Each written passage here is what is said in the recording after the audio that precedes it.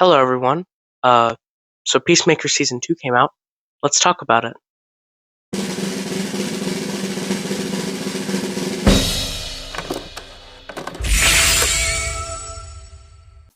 Okay, so I am a big fan of Peacemaker Season 1. The Suicide Squad is one of my favorite comic book movies of all time. Starfish is a slang term for a butthole. Think there's any connection? So how did I feel about Season 2? I loved it. Yeah, I know a lot of people hated this season and the season finale. And we'll get into it, we'll talk about it. But honestly, overall, I would probably give this season an 8 out of 10. I really enjoyed the arc Chris went on this season. Yeah, but let's talk about non-spoiler stuff. Let's give some backstory. So, as I said, the Suicide Squad is my favorite comic book movie of all time. Also, sorry if I sound weird, I am sick. But yeah, the Suicide Squad is my favorite comic book movie of all time. I think it has the perfect match of comedy and sadness and just heart overall. James Gunn has always been great about that, even from the Guardians movies. So when coming into season 2, I didn't know what to expect, because while I am a huge fan of Peacemaker season 1, it's very different, in a way, from a lot of James Gunn's works. It is a lot more comedy than drama, I think. It's only fucking yes or no question. That's a lot of rules. 2 fucking rules. 2. 1 yes or no. 2 don't be a fucking moron. How am I supposed to follow that second rule? Obviously, there's a sense of emotional drama within Peacemaker Season 1. Have an origin story.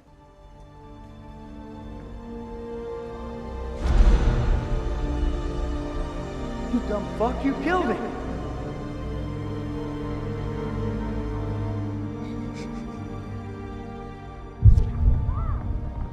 That with both, finding out about what happens to Keith, everything with his dad, but then you have Vigilante, who takes a lot of those funny moments and adds a comedic spin on them, which I don't mind, but I know people do. Peacemaker Season 2, I think, does the opposite of that. Peacemaker Season 2 is very much about Chris and his arc. So, like I said, I'm going to give it an 8 out of 10. And let's get into spoilers. Alright, so I love this season. The more that I think about it, the more I love this season. We'll get into the highlight moment and everything like that, but just kind of brief recap for people who stayed. We pick up this season with Chris in kind of a strange place. At the end of season 1, we pick up with him, or we end with him in kind of a okay place. He's at Harcourt's bedside. They share kind of a moment together. It's really sweet. And where we pick up with season 2, he is trying to find his place as a hero and not be so villainous anymore. And yeah, so I'm gonna be honest, I loved the first episode of this season, but it is probably the weakest episode to me so far, when it came to the beginning of the season. It was a nice introduction back into the characters, but it honestly, I felt, moved a little slow, which you kind of have to do that to build the beginning of a season. So, but that compared to the rest of the season, I think episode 1 was the weakest. So I guess kind of talking about the elephant in the room, the transition from the DCEU to the DCU. That opening sequence, I loved it. I think that Nando V Movies has a video that I love, which I'll probably link in the description, where he talks about an idea of having season 2 where Peacemaker is the only one who remembers the DCU. And I thought that was a cool idea, but I think how it was done in the DCU in season 2 was way more tasteful, in a way, because I think it just streamlines the processing, really gets you into the story, which is weird because I just said that the first episode kind of staggers a little bit for me. But genuinely, Peacemaker season 2, that opening recap for season 1, I think does a really good job at showing not only that the DCU is, is living and thriving and all that, but also that the DCEU and the DCU aren't that different. As far as like the history of it, which I think works perfectly for the idea that Superman is kind of this changing force in the DCU, versus the DCEU. Obviously, if you've seen my Superman video essay, go watch that, by the way. It's a great video. But if you've seen my Superman video essay, I'm not a fan of Man of Steel. And I think a big thing that really helps when talking about the DCU and just understanding the change between the DCU and the DCEU, or vice versa, is that there is a lot more hope in this universe. You just have to learn to find it in the right place. So, yeah. Let's get into my favorite moment of this season. At the end of episode 6, we find out that the world that Chris had been on is Earth X from the comics, which I thought was a cool twist. I, like many people, had seen it coming, but yeah. So my favorite moment from this season, though, has to be in episode 7, right after the fight begins at alternate universe Chris's home. Augie's dead, and Keith has just lost it. He found out that his brother is dead. His dad's dead in front of him, and he started this fight with the 11th Street kids, and we get a moment as the 11th Street kids are surrounded around him, beating the shit out of him,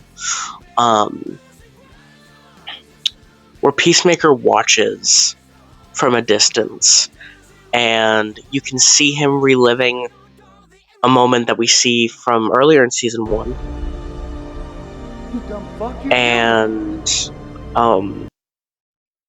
he just has this guttural scream. Now, look, I've known about John Cena, obviously, from WWE, stuff like that. And like I said, I love Peacemaker Season 1, Peacemaker Season 2, and the Suicide Squad, but I still thought of John Cena as a wrestler turned actor.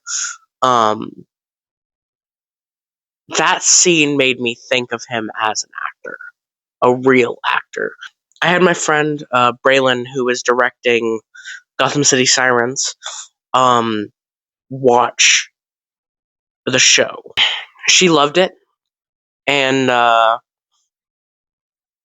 one of the things that I talked about with her last night, actually, at the time of recording, was this idea that, and this pain that is shown through John Cena's performance, and the idea that, it just shows the amount of acting experience from season 1 to season 2. Because while I said that Vigilante brought a lot of the comedic moments from season 1, so did Chris. Think of anybody else. What about Ariana Grande or Drake? What? Brad Pitt or Payne Stewart or Doug the Pug? Khloe Kardashian, the Red Tiger from Voltron, Fran Tarkenton, Joe Montana, Eugene Levy? Fuck, dude. John Lovitz? Shut the fuck up and listen, man. I'm giving you a list of people you could have done. I think a lot of the dramatic moments in season 1, well, I don't think that there are a lot of dramatic moments in season 1. But in season 2, you get great emotion and performance from John Cena, from Jennifer Holland, and I honestly think that it's just a great season of television. I know I've said that a million times, but seriously, I really enjoyed season 2. Let's talk about Rick Flag Sr. Oh boy. I didn't like Flag that much in season 1 of Creature Commandos. Period. Obviously, he's an idiot. We know that he's an idiot, especially when it came to Princess Elena Rostovic. And just his treatment kind of the team. But he does have this moment with Phosphorus in season 1. And, yeah.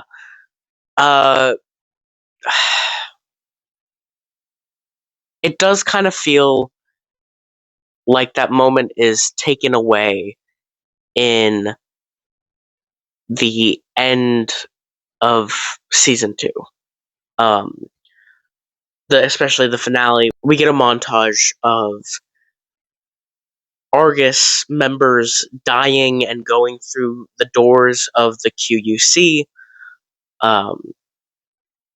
and Flag is just partying about it. A lot of people hate this change. A lot of people hate the change of his character. And I can understand that.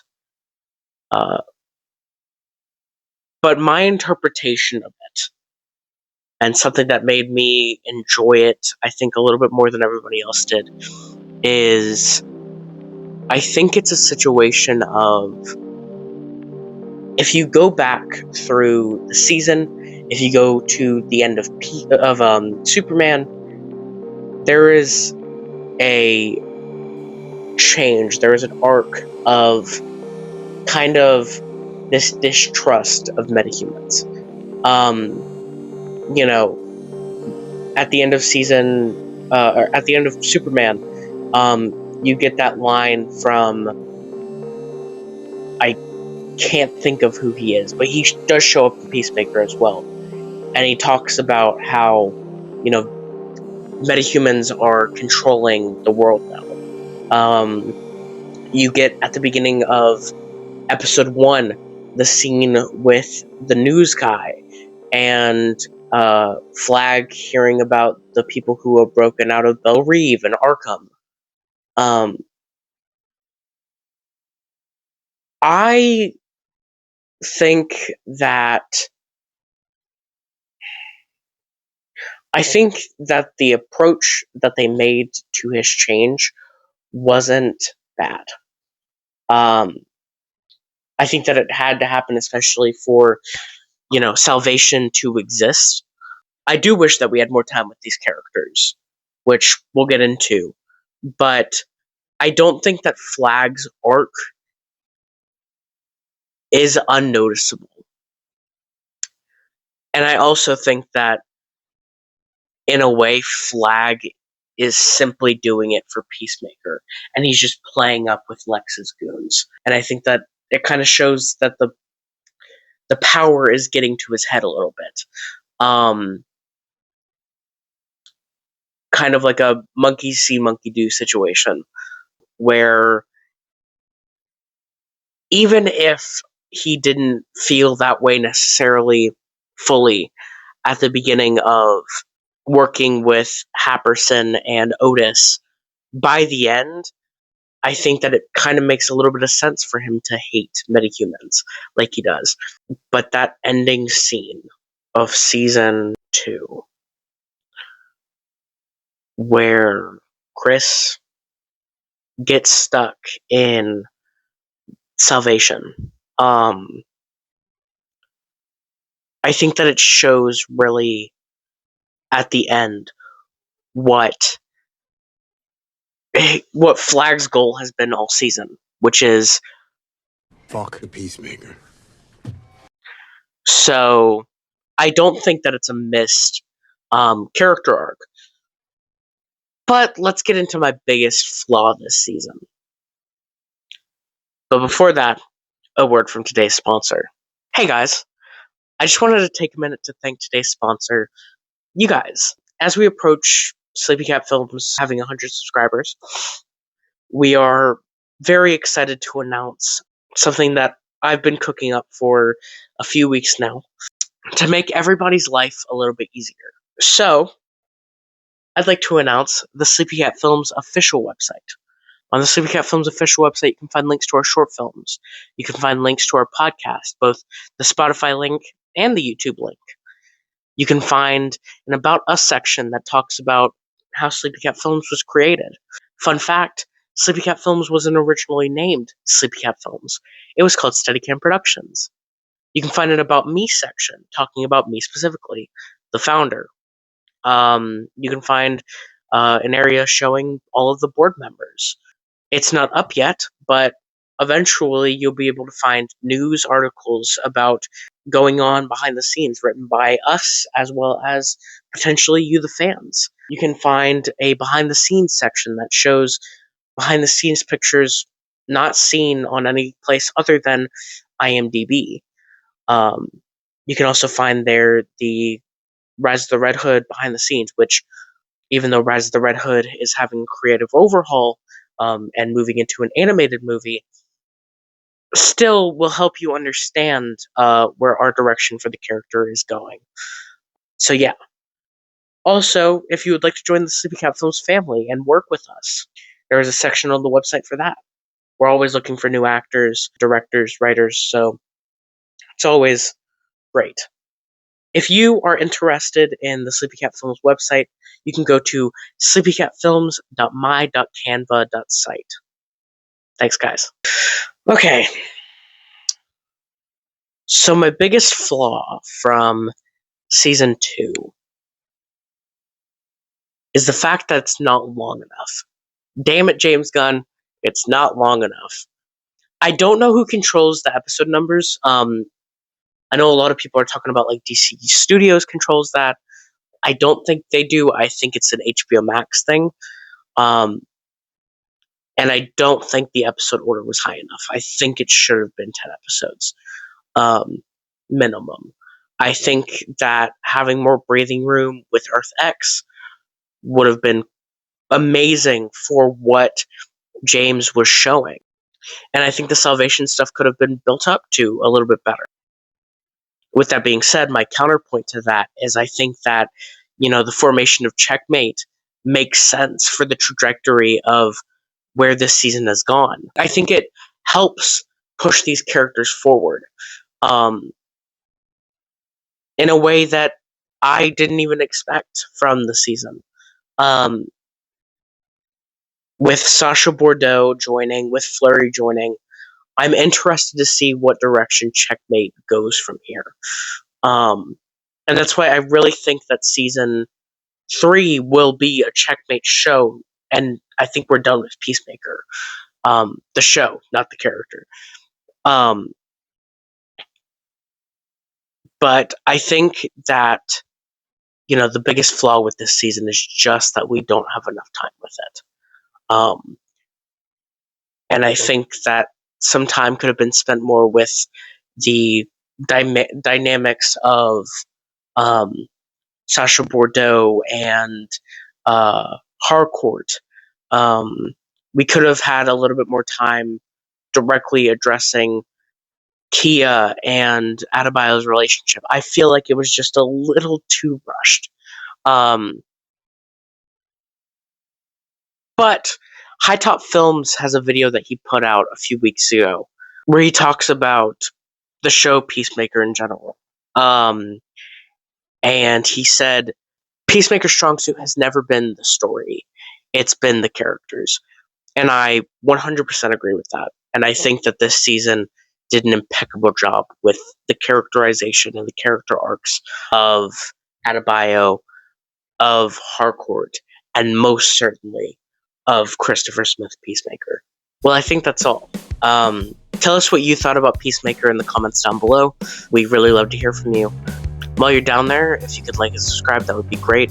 Any support really helps. You could also hit that notification bell so you're notified every time we post a new upload.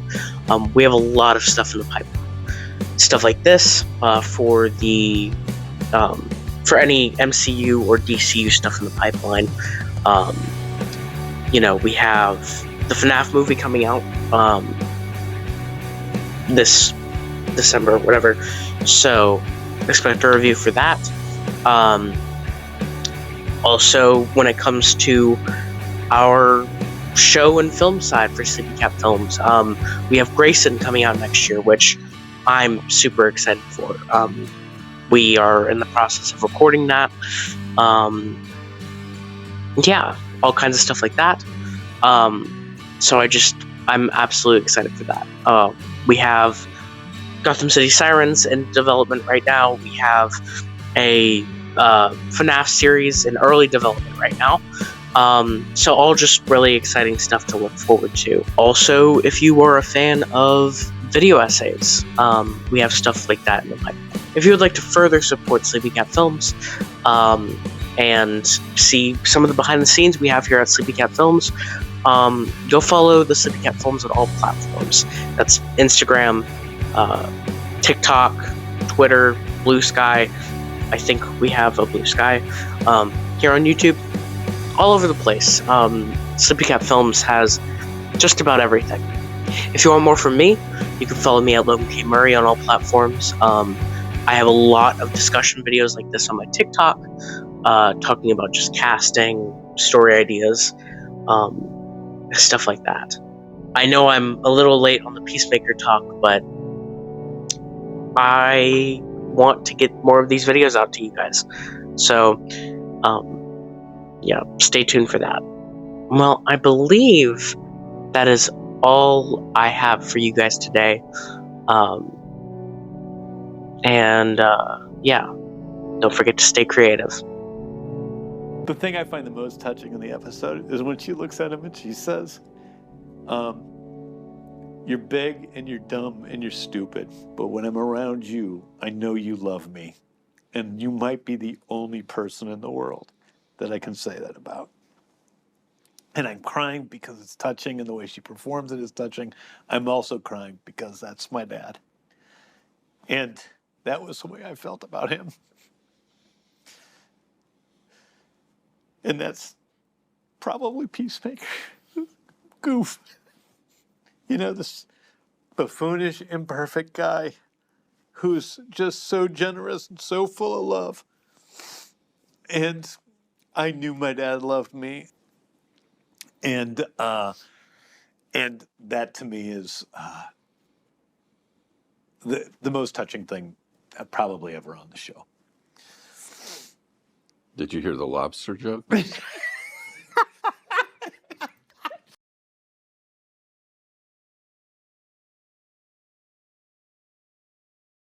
Eat peace, motherfuckers!